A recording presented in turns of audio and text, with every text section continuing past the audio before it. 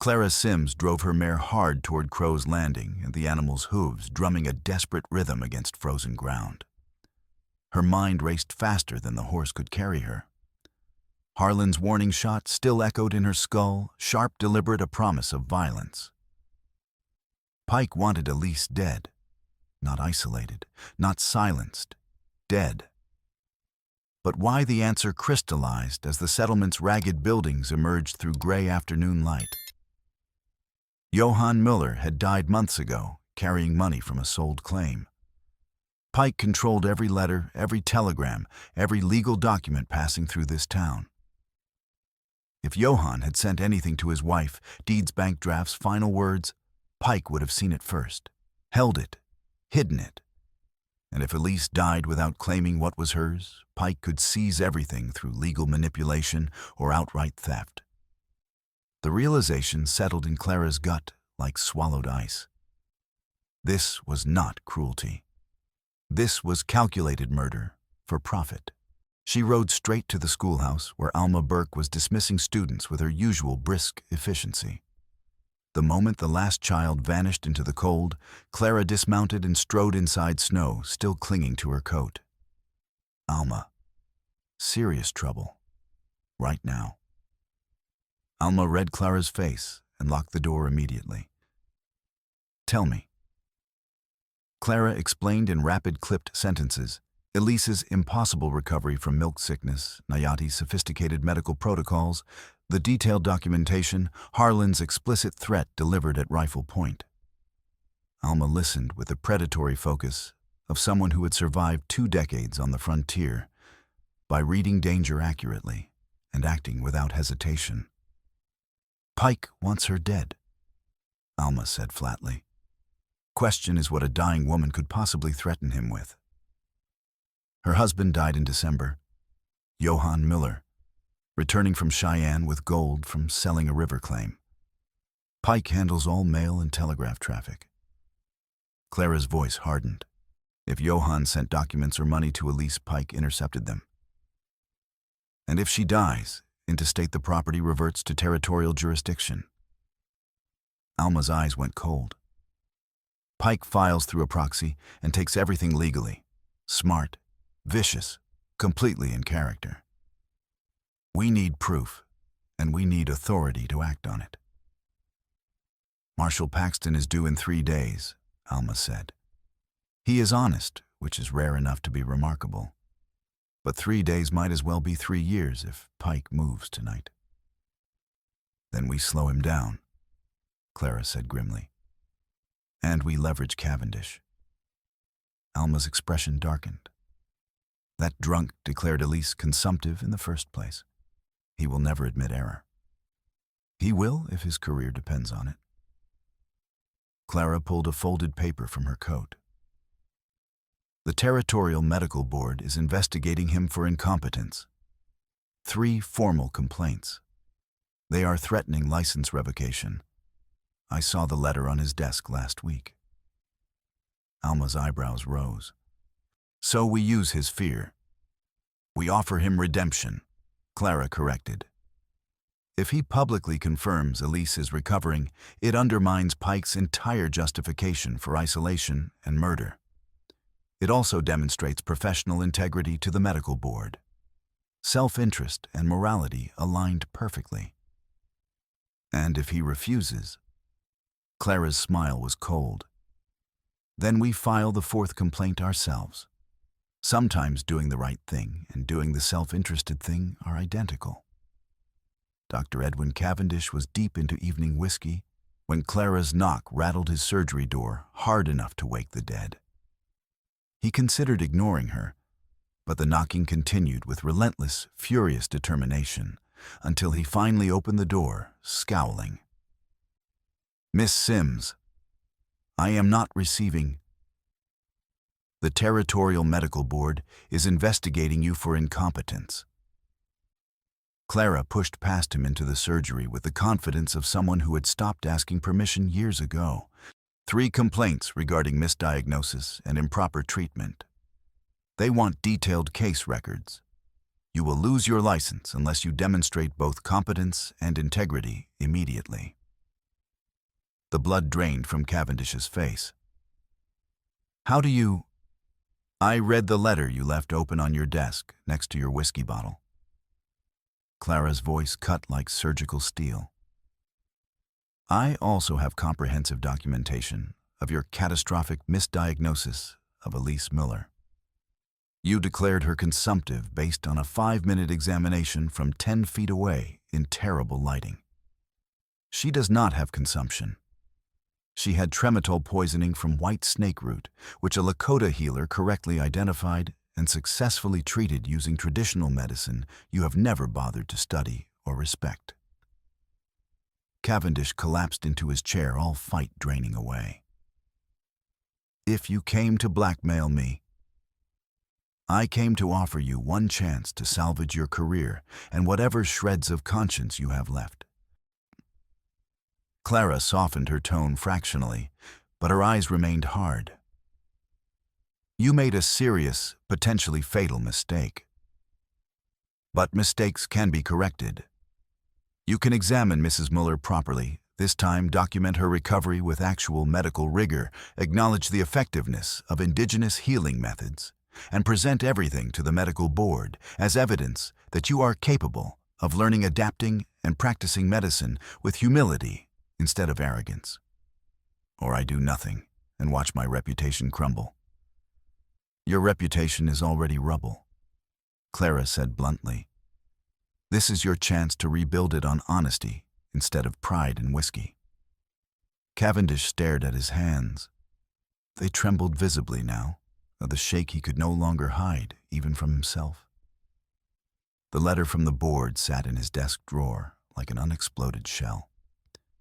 He had spent 3 months trying to drown his fear in alcohol, but terror floated. "There's more," Clara continued, leaning forward. "Pike wants Mrs. Muller dead. He sent Harlan Crow to threaten us this morning with loaded weapons. I believe Pike has hidden legal documents that belong to her deceased husband, property deeds, gold transfers, final correspondence. If Elise dies, Pike profits enormously. If she lives and recovers, she can reclaim what is rightfully hers and expose his fraud." Cavendish looked up sharply, some of the fog clearing from his eyes. "You are accusing Pike of theft, fraud. Those are serious federal charges. I am stating facts and drawing logical conclusions," Clara said. "And I am telling you that if you help us expose the truth and save an innocent woman's life, you might salvage both your medical license and whatever shriveled remains of your self-respect still exist." The words landed like physical blows. Cavendish flinched violently, but did not argue. He sat in agonizing silence, the accumulated weight of months of cowardice and alcohol pressing down like a physical force. His hands shook. His throat was tight. But somewhere beneath the fear and shame, a spark of old professional pride flickered stubbornly alive. Finally, he stood swaying slightly and moved to the cabinet where he kept his medical bag. "If I do this, I do it properly," he said, his voice steadier than it had been in weeks. "Complete examination, detailed documentation, proper medical protocols regardless of what I find or who it implicates or whose ego it bruises, including my own." "That is all I'm asking," Clara said. "And if Pike retaliates violently, then you will have done the right thing for once," Clara said quietly. "Which is more than you can say about the past 3 months of cowardice." Cavendish began packing his bag with instruments, bandages, his stethoscope. His hands still trembled, but his jaw was set. "We leave at first light. And Miss Sims, if this ends catastrophically, I am holding you personally responsible." "Fair enough," Clara said. "But it will not end catastrophically. Not if we move fast." At the cabin 3 miles outside town, Nayati worked through fading afternoon light with focused, methodical intensity. Every movement was deliberate, every placement calculated. He was preparing for war. The wire Hank Crow had given him became an early warning system, thin strands stretched between cottonwood trees at irregular heights and distances roughly 30 yards out in a loose perimeter around the cabin. Small tin cans filled with pebbles hung from the wires. Anyone approaching in darkness or attempting stealth would inevitably trip the strands and trigger a cascade of metallic rattling audible from inside the cabin. It was primitive, but effective. In Frontier, defense surprise was everything. Deny an attacker's surprise, and you shifted tactical advantage significantly. Closer to the cabin, he prepared more aggressive defenses. Using knowledge passed down from his grandmother, he gathered dried seed pods from certain prairie grasses and crushed them into fine powder. Mixed with dried chili peppers he had traded for weeks ago, the powder became a crude but devastatingly effective irritant powder. Scattered around the cabin's immediate perimeter and covered with a deceptively innocent layer of fresh snow, it would burst up into the air when disturbed, attacking eyes, nose, throat, and lungs with savage intensity. Not lethal, but absolutely incapacitating. Inside the cabin, Elise watched him through wall gaps, her artist's eye cataloging every movement with professional precision. She saw the care he took, the deliberate economy of motion, and the warrior discipline underlying every action. When he finally came back inside, stamping snow from his moccasins and shaking ice crystals from his long black hair, she spoke quietly, her voice tight with emotion she could not entirely suppress. "You do not have to stay, have to. If Pike sends men tonight, this will become extremely dangerous. You could leave right now, be miles away before they arrive safe." Nayati knelt by the fire and began the familiar ritual of checking his rifle. The battered Springfield he had taken from a dead soldier years ago, maintained with obsessive care, every component cleaned and oiled and tested until the weapon was an extension of his own body. "I could leave," he agreed without looking up, "but I will not." "Why?" The question emerged softer than she intended, carrying vulnerabilities she rarely allowed anyone to see. "You have already saved my life twice. 3 times if we count identifying the poison. You owe me nothing more. You could survive without this fight." He continued working the rifle's action for a long, tense moment before responding. When he finally spoke, his voice was quiet, but carried bedrock certainty. "When Shaitan died, I carried him into the brush while soldiers were still firing. Bullets hitting trees around us, kicking up dirt. He was still breathing, but the light was leaving his eyes fast. He tried to speak, his lips moved, formed words, but only blood came out instead of sounds. I held him while he died. Took maybe 90 seconds. Felt like hours, days, an entire lifetime compressed into impossible agony." Nayati's hand stilled completely on the rifle. His last expression was not fear. It was confusion, betrayal even. Like he could not understand why I had let him charge alone, why I had not protected him better, why I had failed him so completely. He finally looked up at Elise, his dark eyes meeting hers with raw intensity that made her breath catch painfully in her chest. "I cannot bring him back. I cannot change that failure or erase that guilt. But I can be here now in this moment facing this threat. I can make absolutely certain you do not die alone and confused, wondering why no one came to help, why no one cared enough to fight." Elise felt her throat tighten with emotion, so powerful it was almost physical pain. She reached out her hand, finding his where it rested on the rifle stock. His fingers were warm, calloused from decades of hard survival, solid and real and alive. He did not pull away. His hand turned beneath hers palm, meeting palm fingers interlacing naturally. "Tell me about your grandmother," Elise said softly, needing to hear something beautiful before the violence came. "The healer, Wikapi Winyan, Star Woman." A faint smile touched Nayati's lips, the first genuine smile Elise had ever seen from him, transforming his usually stern, closed features into something almost boyish, vulnerable. She was tiny, barely reached my shoulder even when I was young, but fierce as a cornered badger protecting its den, had a voice that could stop a charging buffalo in its tracks, make grown warriors flinch. He paused, memory warming his expression like firelight. She knew every plant within 3 days' walk in any direction. Knew what each one could do, how much to use for different ailments, when to harvest for maximum potency, which combinations enhanced effects and which negated them. She kept all her knowledge organized in her mind through songs and stories. Each song was a complete formula, a treatment protocol passed down through generations. She taught me to see patterns the way she did, to read the land and the human body with equal attention and respect. She sounds absolutely remarkable, Elise said, meaning it deeply. She was extraordinary. She survived smallpox as a child when half her village died screaming. Survived the winter when the buffalo did not come, and people ate their horses and dogs and leather until there was nothing left.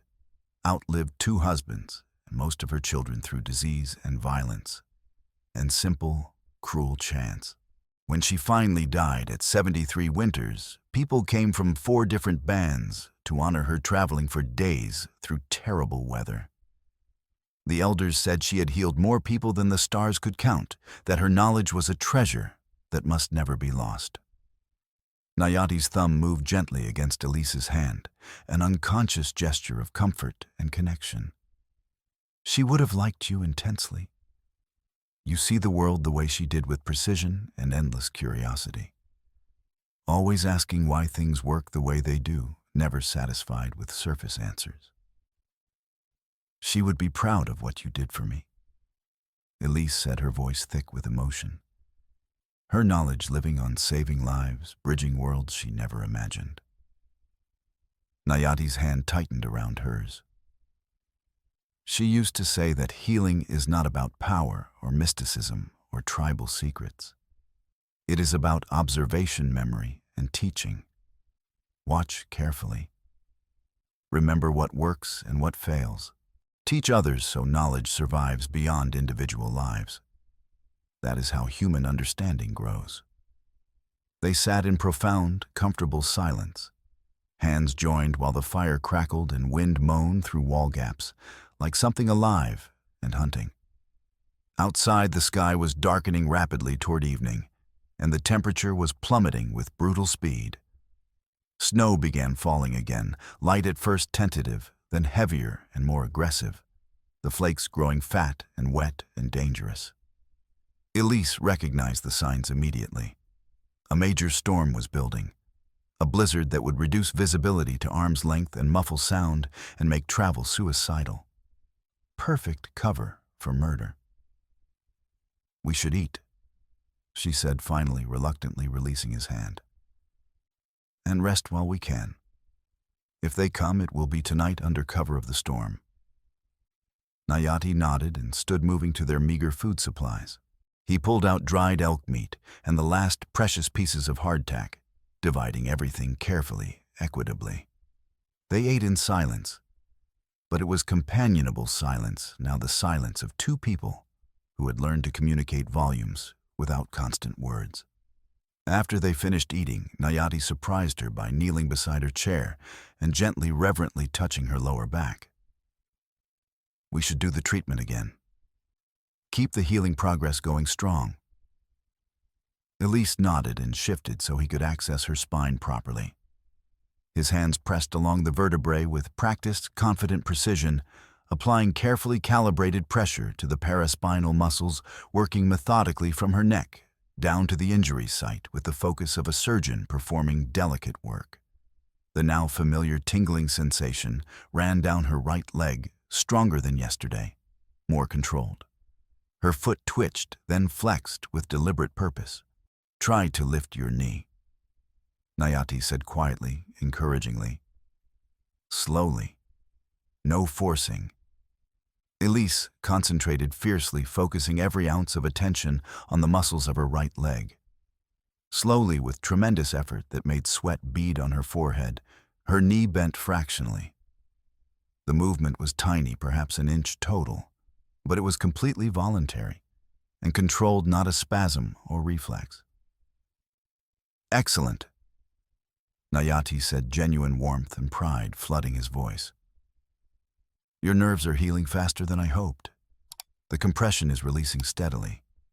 In time, perhaps not much time, you may walk again. Really walk." "I will walk again," Elise said with absolute certainty, her voice fierce. "I survived consumption that was not consumption. I survived poison. I survived abandonment and winter and despair. I will survive this too. And I will walk out of here on my own feet." "Yes," Nayati agreed, simply believing her completely. "You will." He helped her adjust position, ensuring she was comfortable and warm and positioned defensively. Then he returned to his weapons, checking everything one final time: rifle-loaded percussion caps, fresh knife sharp enough to shave with the small pistol he had given Elise within easy reach. As darkness fell completely and the blizzard intensified outside, howling and screaming like tortured spirits, they settled in to wait. Elise sketched by firelight with trembling hands, documenting treatments and recoveries and medical protocols, creating records that might outlive them both. Nayati sat motionless near the door, rifle across his knees, listening to the storm with predator focus. They did not speak. Words were unnecessary now. They both knew what was coming. They were ready. In Crow's Landing, the storm that would be remembered for years as the worst of the season was beginning to savage the streets with vindictive fury. Clara and Alma worked quickly, moving through town under cover of wind and blinding snow, speaking quietly to carefully selected allies. The Tanner homestead first. The desperately poor couple who had unknowingly provided poisoned milk were devastated when Clara explained what had happened. "We had no idea," Mrs. Tanner said, her weathered face collapsing with guilt and horror. "Our Bessie grazes down by the river, where the thick brush grows. If we had known that plant was deadly poison." "It was not your fault," Clara assured her, firmly gripping the woman's rough hands. "But Mrs. Muller will need friends and allies when this is finished. And Pike will try to shift blame onto everyone except himself." "Pike." Mr. Tanner said the name like a curse, like something foul-tasting. "That vulture bought our mortgage from the Territorial Bank last month. He owns our debt, now controls our future. We miss one payment, just one, and he can take everything we have built over 10 years. Then we make absolutely certain he is in no position to collect anything ever again," Alma said with grim satisfaction. "But we need your testimony, your truth. Are you willing to speak publicly about Pike's dealings?" The Tanners exchanged long glances, communicating silently through decades of partnership, then nodded in unison. "We will tell what we know," Mr. Tanner said firmly. "Every word of it." Clara and Alma moved efficiently to other households. Families Pike had cheated through inflated credit terms, charged illegal interest rates, bullied into catastrophically unfavorable business arrangements. The list grew longer than Clara had anticipated. Pike's control over Crow's Landing rested primarily on economic leverage and calculated intimidation, but that foundation was far more brittle than it appeared from outside. Fear maintained control only as long as people believed resistance was futile and unified action impossible. They found a crucial ally in Hank Crow Harlan's younger brother.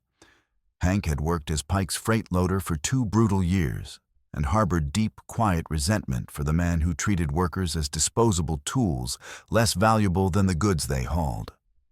"My brother is a fool," Hank said bluntly When Clara explained the situation, his voice harsh with years of accumulated anger. He follows Pike like a trained dog because Pike holds his gambling debts over his head like a sword. But Harlan is not fundamentally evil, just weak and frightened. If there is a way to break Pike's hold on him permanently, I will help however I can. By midnight, Clara and Alma had quietly assembled a coalition, a dozen families willing to testify about Pike's predatory practices, Hank willing to contradict his brother's official reports if necessary, even the bartender who had witnessed Pike's increasingly unstable behavior and violent outbursts over recent weeks. It was not overwhelming evidence, but it was substantial. It was a beginning. The crucial element, however, remained Pike's private records. Clara knew with cold certainty that somewhere in his store office, Pike kept documents that would expose years of systematic fraud beyond any possible denial. The problem was gaining access without getting caught or killed. "We need to search his office," Clara said as she and Alma huddled in the schoolhouse against the screaming storm outside. "Tonight, while the blizzard provides cover and Pike is distracted or absent. Breaking into Pike's store is illegal," Alma pointed out pragmatically. "If we are caught, he can have us arrested, possibly imprisoned. Our testimony becomes worthless." "Then we do not get caught," Clara said with steely determination. "And we find evidence so damning that our trespass becomes completely irrelevant to authorities." Alma studied Clara's fierce expression for a long moment, then smiled grimly. "I still have a key from when I kept Pike's account books 5 years ago before we had our spectacular falling out over his treatment of indebted families. He never asked for it back, probably forgot I even had it. Arrogant men always underestimate women." "Then we use it immediately," Clara said. "Now before he destroys evidence or moves against Elise and Nayati." They moved through storm-battered streets, like ghosts invisible in whirling snow and darkness. Pike's general store stood dark and locked, but Alma's key turned smoothly in the back entrance. They slipped inside, closing the door carefully behind them, hearts hammering. The interior was pitch black and cold as a tomb. Clara lit a small oil lamp, keeping the flame minimal. They moved quickly to Pike's private office, a cramped room at the store's rear, where he conducted personal business away from customer eyes. The desk was locked, but the safe beside it stood open. Pike's monumental arrogance had convinced him that no one in Crow's Landing would dare search his private space. He was wrong. Inside the safe, they found a devastating treasure trove. A deed signed by Johann Miller in careful, precise handwriting, transferring half the proceeds from the sale of his Cheyenne claim to his wife Elise, $300 in gold coin, a genuine fortune by frontier standards. A letter from the Cheyenne sheriff reporting Johann's death in a December blizzard, frozen solid just 2 days from home. Loan agreements with clearly forged signatures, the handwriting subtly wrong. Property claims filed under obviously false names. Postal money orders that had never reached their intended recipients, redirected into Pike's accounts. Years of systematic fraud meticulously documented by a man who never imagined anyone would dare look, who believed himself untouchable. Clara gathered everything with shaking hands, fury and excitement mixing explosively. "This is enough to destroy him completely." "This is enough to hang him," Alma corrected coldly. "Mail fraud is a federal offense. Forgery of legal documents carries territorial prison time. Combined, this is a life sentence minimum." They wrapped the documents carefully in oilcloth and prepared to leave. As they reached the back door, they heard voices outside approaching rapidly, Pike and Harlan, moving through the storm. Clara and Alma froze completely, barely breathing. There was no time to flee without being seen and identified. They retreated deeper into the store, hiding behind stacked barrels of flour and salt, pressing themselves into shadows, praying. Pike entered first, shaking snow from his coat with violent movements, his face flushed with anger, and something darker, fear perhaps, or desperate rage. Harlan followed, looking profoundly uncomfortable and cold and morally exhausted. "The storm is perfect cover," Pike was saying, his voice tight and harsh. "No one will be traveling in this weather. Visibility is nothing. You go to the cabin immediately, take Duff and Ketchum with you. Reliable men. The cabin burns completely, anyone inside burns with it. By morning, it looks like they simply froze to death when their fire went out. Tragic, unavoidable, no questions asked." "I do not like this," Harlan said, his voice uncertain and strained. "Killing a crippled woman in her bed. That crippled woman is a direct threat to everything I have built over 20 years. Pike snapped viciously. Cavendish was catastrophically wrong about the consumption, which means people are already asking questions, doubting my judgment. And if that savage Indian has actually healed her using his heathen rituals, it makes me look even worse for demanding her isolation. She needs to disappear permanently before she can speak to anyone with real authority, before she ruins me. More, what about the schoolteacher Clara Sims saw us today, witness the threat? I will deal with her after you finish this," Pike said with chilling coldness. "Unfortunate accident. Froze to death traveling between town and the school during the blizzard. These tragic things happen on the frontier. Everyone knows that. No one questions winter deaths." Harlan left without another word, his shoulders slumped with defeat and shame. Pike remained in the office for several agonizing minutes, checking the safe with cursory attention. Clara's heart hammered so violently, she was certain he would hear it, but Pike seemed satisfied. He locked the safe without noticing the missing documents, extinguished his lamp, and left through the front entrance. Clara and Alma waited 5 torturous, endless minutes before slipping out the back door into the screaming blizzard. The wind hit them like a physical wall, stealing breath-driving ice crystals into exposed skin like tiny knives. "We need to warn them immediately," Clara shouted over the wind. "Nayati and Elise. We also need to get these documents to Marshal Paxton," Alma shouted back. "Evidence means nothing if we die in this storm before presenting it. You take the documents and find the marshal." Clara decided instantly. "I am going to the cabin, and I am bringing Cavendish. We might desperately need a doctor before this night ends." They separated into howling darkness, each praying they would survive to see dawn. At the cabin, Nayati heard them coming a full 10 minutes before they arrived, the faint jingle of harness barely audible over wind, and the muffled rhythm of horses moving through deep, drifting snow. He touched Elise's shoulder gently, a silent warning. She nodded without speaking, her face pale but determined. They had been preparing for this exact moment for hours. Nayati moved her chair swiftly to the corner behind stacked firewood, positioning her where she would have maximum protection from gunfire and best defensive angles.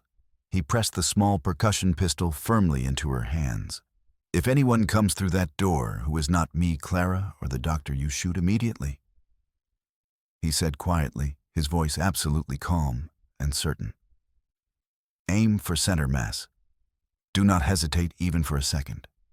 Hesitation kills." "Where will you be?" She whispered, her voice tight with fear she was fighting to control. "Outside. Hunting them. They expect us huddled inside like frightened rabbits, easy targets for fire or bullets. I will not give them that advantage or that satisfaction."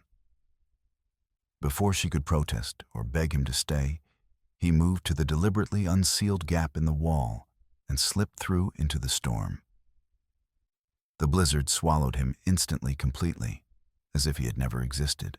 Elise sat alone in flickering firelight, pistol gripped in both trembling hands, listening to her own heartbeat thunder in her ears like drums. She had never felt more terrified or more alive. Outside, three men dismounted in the screaming chaos: Harlan Crow, a scarred teamster named Duff, and a former buffalo hunter named Ketchum, who had dead empty eyes that had seen too much killing and felt nothing anymore. Harlan carried his lever-action rifle with reluctant familiarity. Duff had a torch wrapped in oil-soaked rags and a sloshing can of kerosene. Ketchum carried a shotgun and an expression suggesting he had killed before and would do so again without hesitation or remorse. They spread out cautiously, approaching the cabin from three different directions. The visibility was catastrophically poor, since they could barely see each other, let alone watch for threats or defensive positions. Duff reached the cabin first, moving toward the door with the kerosene can held ready. He was 3 careful steps from the entrance when his boot came down on something that crunched beneath his weight, and suddenly his entire world exploded into unimaginable, incapacitating agony. The powder Nayati had meticulously scattered, crushed pepper mixed with concentrated irritant plant material erupted into the air, violently driven by Duff's movement and weight. It attacked every exposed surface simultaneously and mercilessly: eyes, nose, throat, lungs. Duff tried to breathe and absolutely could not. He tried to see and could not. His eyes burned like someone had thrown acid directly into them. He dropped the kerosene can with a crash and fell to his knees, gasping and choking and clawing desperately at his face, making horrible strangled sounds. Ketchum heard Duff's agonized choking and spun reflexively, which saved his life when Nayati's rifle shot took him through the shoulder instead of dead center through the heart. The buffalo hunter went down hard and fast, his shotgun flying from his grip and disappearing instantly into a snowdrift. Harlan spun violently, trying desperately to locate the shooter in the chaos and darkness.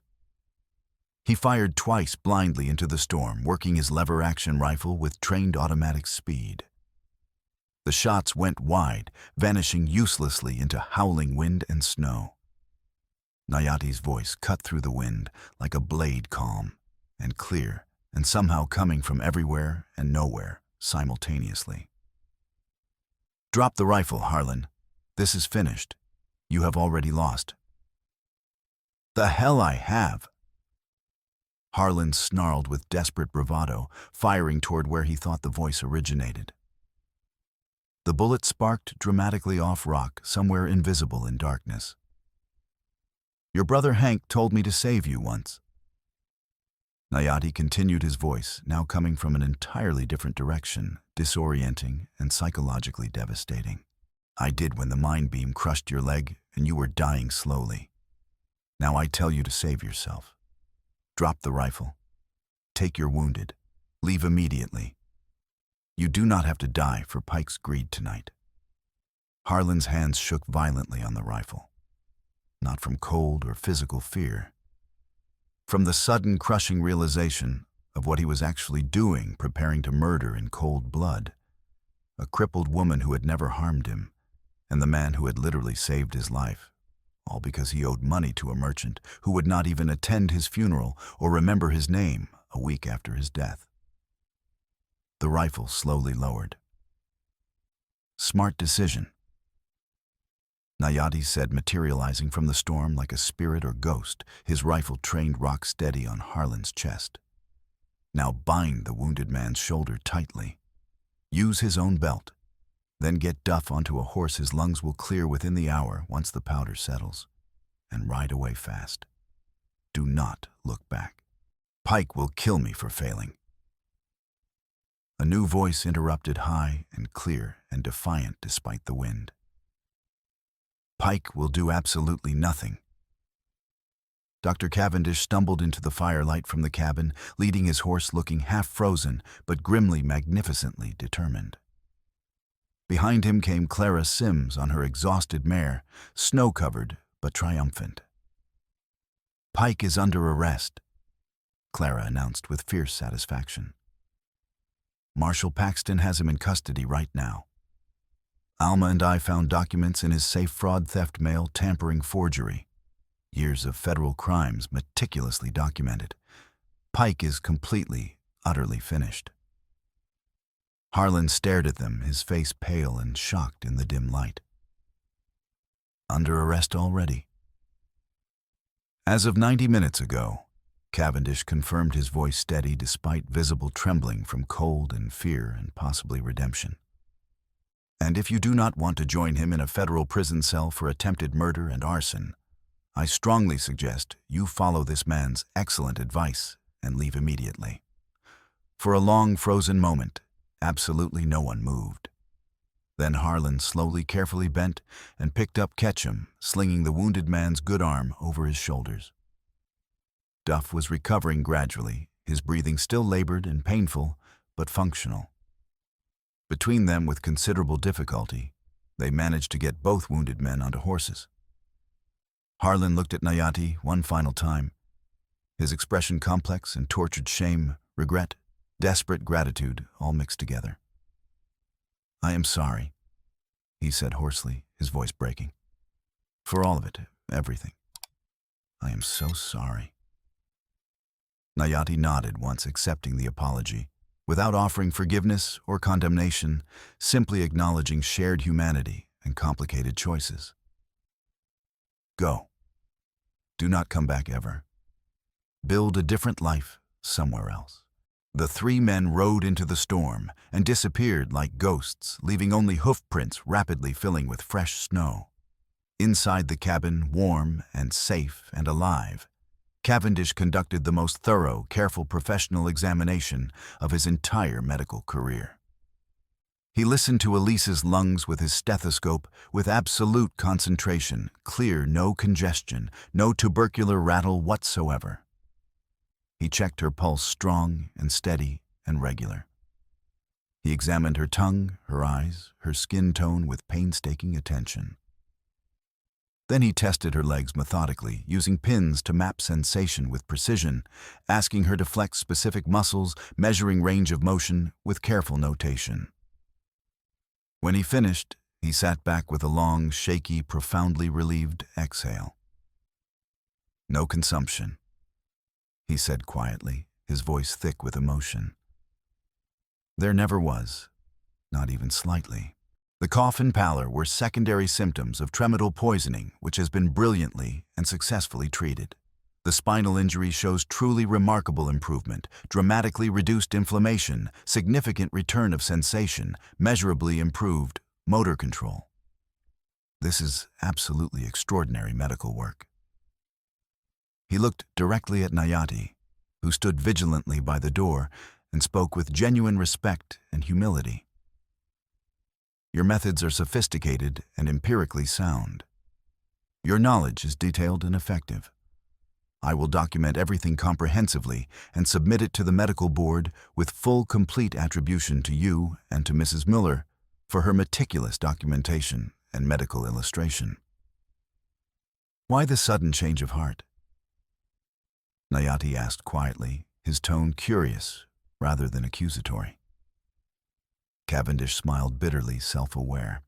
"Because I spent 3 miserable months being a coward and a drunk, and Miss Sims convinced me quite forcefully that redemption, however painful and humiliating, is infinitely preferable to continued moral decay." He glanced at Clara with something approaching affection. "She can be remarkably persuasive when armed with facts, righteous anger, and threats to one's professional survival." "You mean I threatened to file a devastating formal complaint with the medical board?" Clara said dryly, but with warmth. "That too," Cavendish acknowledged readily. "But mostly you reminded me that I became a doctor to heal people and advance medical knowledge, not to protect my fragile ego and drink myself to death." He turned back to Elise, his expression solemn. "I apologize profoundly, Mrs. Miller. My negligence and arrogance nearly cost you your life. I can only hope my testimony and documentation now provide some small measure of justice and restitution." Elise nodded, too overwhelmed with relief and emotion to speak coherently. Clara pulled out her notebook and began writing furiously, documenting everything with journalistic precision, In the examination results, Cavendish's formal statements, Nayati's complete treatment protocols, Elise's recovery timeline. This would be her comprehensive report combining Western medical observation with indigenous healing knowledge, a genuine synthesis that might fundamentally change frontier medicine. The aftermath unfolded over the next 72 intense hours as the blizzard finally blew itself out, and Crow's Landing slowly came to terms with the complete exposure of Pike's systematic years-long corruption. Marshal Paxton, a hard-eyed federal officer with 20 years of experience and a reputation for absolute incorruptibility, conducted an exhaustive, thorough investigation. The documents Clara and Alma had found were damning beyond any possibility of dispute or legal maneuvering. Pike had been systematically stealing from the community for years, intercepting mail-forging legal documents with surprising skill manipulating property claims, charging illegal interest rates that trapped families in perpetual debt. Harlan Crow, facing serious charges of attempted arson and conspiracy to commit murder, cooperated fully and completely with investigators in exchange for significantly reduced charges and possible clemency. His detailed testimony exposed years of Pike's illegal activities, threats, extortion, and violence. Ketchum, recovering slowly from his shoulder wound in Cavendish's surgery, provided extensive corroborating testimony to avoid a murder charge that carried territorial hanging. Duff had already fled south toward Colorado Territory and was never found or heard from again. The trial was remarkably swift by frontier legal standards. Pike was convicted on 14 separate federal charges, including mail fraud, forgery, theft, conspiracy, and extortion. He was sentenced to 12 brutal years of hard labor in the notorious territorial prison at Laramie. His considerable assets were immediately seized and sold at public auction to compensate his numerous victims. The general store and valuable ferry lease went to the tanners, who paid fair market price using a loan from a consortium of townspeople Pike had systematically victimized over the years. The substantial barn went to Hank Crow, who had courageously helped expose his own brother's involvement. The crucial postal contract was transferred to Alma Burke, who accepted the significant responsibility with characteristic efficiency and integrity. Harlan left town quietly, almost invisibly, the day immediately after providing his testimony, heading south with nothing but a horse and basic supplies. Some said he was looking for railroad work in Colorado. Others said he was fleeing to Mexico to escape his shame. Either way, he was never seen in Crow's Landing again, and his name was rarely mentioned. Dr. Cavendish submitted his comprehensive detailed report to the Territorial Medical Board, along with Clara's extensive documentation and Elise's extraordinarily detailed medical illustrations. The board not only declined to revoke his license, but actually published the complete report in the Territorial Medical Journal with editorial praise. The unprecedented synthesis of Western diagnostic technique with indigenous healing knowledge generated considerable excited interest in medical circles as far east as Boston, Philadelphia, and even European medical schools. Cavendish's drinking decreased dramatically, though not entirely. Decades-old habits died stubbornly hard. But his medical practice improved measurably. His hands grew steadier with each passing week, and patients gradually began actively seeking him out again, rather than avoiding him or treating him as a last resort. Clara Sims became something of a celebrated figure in the territory, though she consistently and firmly deflected credit and praise at every opportunity. She continued teaching while compiling an ambitious, comprehensive manual titled Integrated Medical Practices Synthesis of Indigenous and European Healing Techniques in the American West. The manuscript would eventually be published by a Boston medical press and adopted as a teaching text in several progressive frontier medical schools. 6 weeks after Pike's arrest and conviction, on a brilliantly clear morning in early April, when the Powder River ice was cracking dramatically and the first meadowlarks were singing their complex territorial songs, Elise Miller stood up. It required considerable assistance, Nayati on one side providing solid support. Clara, on the other, ready to catch her. The carefully crafted rawhide brace secured firmly around her lower back, a sturdy walking stick gripped tightly in her right hand. Her legs trembled violently with unaccustomed effort, muscles that had not borne weight in 4 brutal months, screaming in protest and confusion. But she stood, upright, vertical, human. And then, with infinite care and fierce concentration, she took a step. Her right foot moved forward 6 careful inches weight, shifting gradually and precisely. Then her left foot, then her right again. 3 complete steps total before her strength gave out completely, and she had to sit down gasping desperately and shaking violently, but smiling with pure, transcendent joy. Clara was openly crying, tears streaming down her face without shame. Nayati's face showed no obvious expression, but his hand rested gently protectively on Elise's shoulder, and she could feel it trembling with suppressed emotion. "Enough for today," he said quietly, his voice thick. "Tomorrow, we attempt 4 steps." 5. Elise corrected breathlessly, stubbornly. "Tomorrow, I walk 5 steps minimum." Nayati smiled that rare, genuine, transformative smile. "5 then, as you wish." The money from Johann Müller's claim, $300 in gold coin, legally transferred to Elise, with Marshal Paxton serving as official witness, and Clara as her legal advocate, sat in a worn leather pouch on the cabin table. It represented far more than simple financial security. It represented choice, freedom, autonomy, possibility, future. Elise and Nayati discussed their future during long spring evenings while continuing her intensive physical rehabilitation. The conversations were tentative, at first circling carefully around the central question neither quite dared ask directly. But gradually, through careful words and meaningful silences and increasingly confident touches, they reached a profound understanding. "I cannot stay here," Elise said one evening, as they sat close together by the fire, his arm around her shoulders, her head resting against his chest, listening to his steady heartbeat. "This place holds too much pain, too many terrible memories. The cabin where I nearly died alone. The town that abandoned me without hesitation. Even with justice served, even with Pike gone forever, I need to leave to start completely fresh." "Where will you go?" Nayati asked quietly, his fingers gently stroking her hair. "East, perhaps? Chicago or Boston or Philadelphia.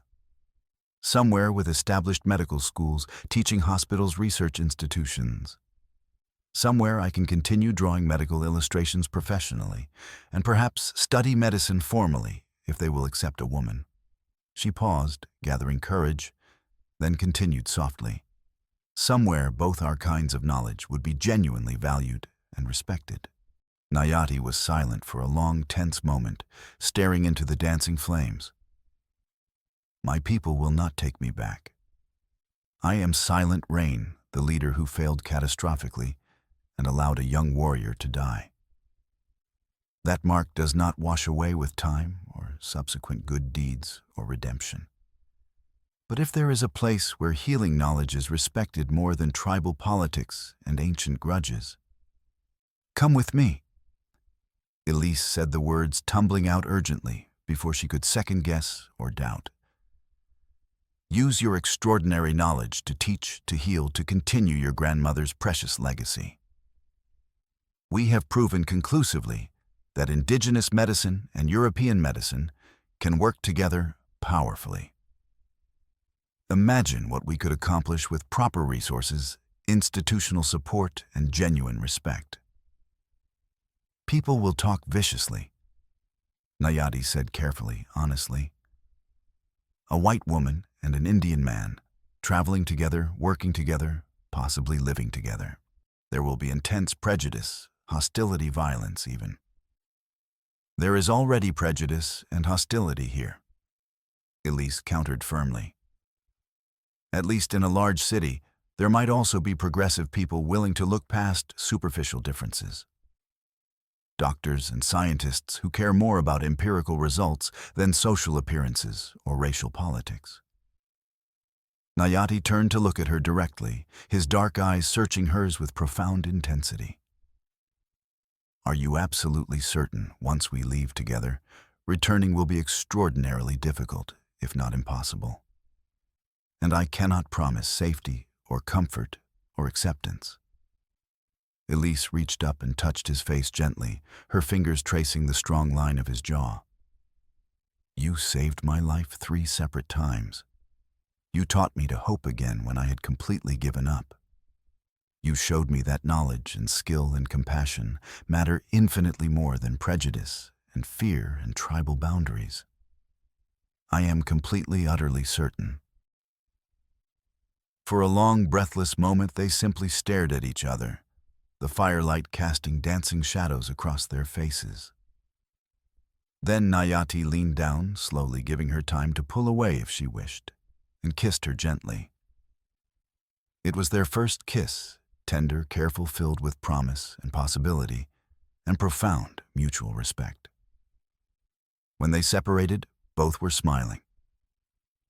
Then we go together, Nayati said firmly, and we build something entirely new. Alma Burke, ever practical and efficient, made all the necessary travel arrangements. A freight wagon headed to Cheyenne would depart in exactly 1 week, and the driver, a former student of Alma's who owed her multiple significant favors, agreed to transport Elise and Nayati without charge. From Cheyenne, they could catch the Union Pacific Railroad east to Omaha, then continue to Chicago or Boston, or whatever destination they ultimately chose. The week before departure was filled with intense preparations and emotional farewells.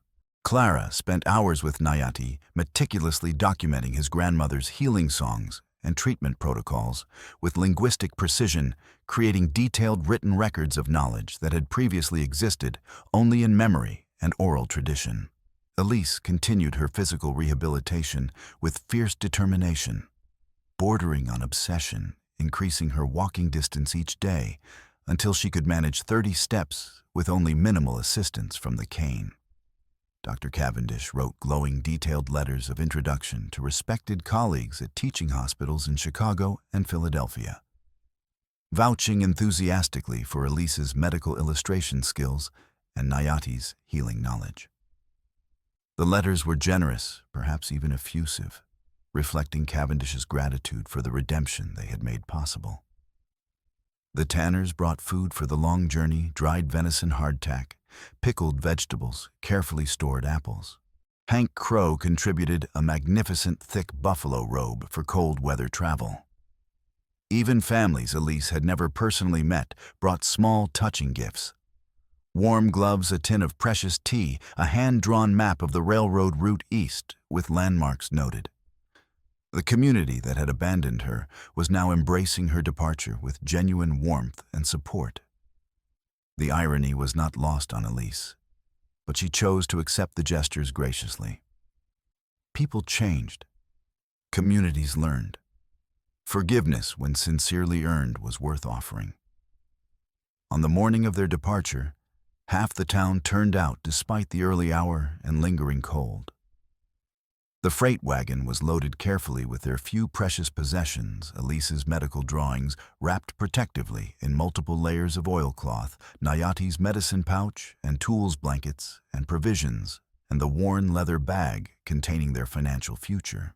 Nayati had constructed a comfortable padded seat in the wagon bed that would support Elise's back during the journey without causing additional injury. He lifted her into it with practiced ease, then climbed up beside her, settling close enough that their shoulders touched. Clara embraced Elise tightly, fiercely. "You survived everything they threw at you," she whispered intensely. "Remember that always. You survived. We survived," Elise corrected gently, glancing at Nayati with profound affection. "Together. That matters. Write to me constantly." Clara insisted, her voice thick with emotion. Tell me everything. Where you settle, what you accomplish, how you change the medical world. I will, Elise promised. And when you come east for medical school, as you absolutely must, you will have a place to stay with us. Alma Burke clasped Nayati's hand with her characteristic firm, no-nonsense grip. Take care of each other, and take care of the knowledge you carry. It is infinitely more valuable than gold. We will, Nayati said simply, sincerely. Dr. Cavendish approached last, looking remarkably sober and steady. Mrs. Muller, Mr. Nayati, I wish you every possible success. You have taught me more about medicine integrity and courage than I learned in all my years at Edinburgh. Thank you, Doctor, Elise said warmly, for finding your courage when it mattered most desperately. The freight driver clicked to his horses. The wagon lurched into motion, wheels, creaking harness, jingling musically. As they rolled east along the muddy stage road toward Cheyenne and the railroad and a future bright with infinite possibility, Elise reached over and took Nayati's hand. He interlaced his fingers with hers, immediately, naturally, and held tight. Behind them, Clara and Alma and Cavendish waved enthusiastically until the wagon disappeared around a distant bend. Ahead, the prairie stretched golden and limitless under brilliant spring sun, the Powder River running clear and strong and free, carrying meltwater east toward the Missouri and the Mississippi and the great cities beyond. Elise looked at the horizon expanding endlessly before them and felt something powerful and unfamiliar bloom in her chest. Not just hope. She had learned hope during the brutal winter. This was something larger, more certain, more real. This was future. This was partnership. This was home, not as a geographical place, but as a living presence beside her. Nayati felt her gaze and turned to meet it, his dark eyes warm with affection and promise. What are you thinking? I am thinking that 6 months ago I was ready to die in that cabin, Elise said softly, honestly. And now I cannot wait to see what we build together, what we create, what we teach, what we become. Nayati smiled, that rare, genuine, transformative smile that she had come to cherish. Your grandmother would have approved of this journey. Elise continued, leaning into his warmth. Using knowledge to heal, teaching others, building bridges between different ways of understanding the world and human suffering. She would have adored you completely. Nayati agreed, his arm coming around her shoulders to hold her close. She always said the best healers were the ones who asked endless questions rather than arrogantly assuming they knew everything. Then we will ask questions together, Elise said firmly, and we will find answers together. And eventually, when we are ready, we will teach others to do the same. The wagon rolled steadily on through the glorious spring morning, carrying two people who had been brutally broken and callously discarded by their respective communities, who had found each other in the savage crucible of a Wyoming winter, who had survived through extraordinary courage and profound knowledge, and an absolute unwavering refusal to surrender to despair. They were heading toward a future neither had imagined 6 months ago, a future filled with challenges and prejudice and uncertainty, certainly, but also overflowing with purpose and genuine partnership and the profound, bone-deep satisfaction of meaningful work that mattered. Elise rested her head against Nayati's shoulder, feeling the solid warmth of him, the steady rhythm of his breathing, the absolute certainty of his presence. He shifted to support her weight more comfortably, his arm tightening protectively around her waist. They rode in peaceful, contented silence. Hands joined tightly, hearts aligned perfectly, watching the horizon expand before them, like an infinite promise. In Crow's Landing behind them, Clara Sims returned to her schoolhouse and opened her worn notebook to a fresh blank page. She had an important story to document, a profound synthesis to complete a vital legacy to preserve for future generations. But first, she wrote 4 simple words at the top of the page. In her clear, precise handwriting, they survived. They healed. It was, she reflected with deep satisfaction, the beginning of something genuinely important and transformative. Not just for Elise and Nayati personally, but for everyone who would eventually read their documented story and learn that knowledge respects no artificial boundaries, that healing comes in diverse and unexpected forms. And that courage sometimes means simply refusing to die when absolutely everyone expects and even wants you to disappear quietly. She dipped her pen carefully in ink and began to write their story with meticulous attention to detail, determined that their knowledge and courage would survive long after they were gone.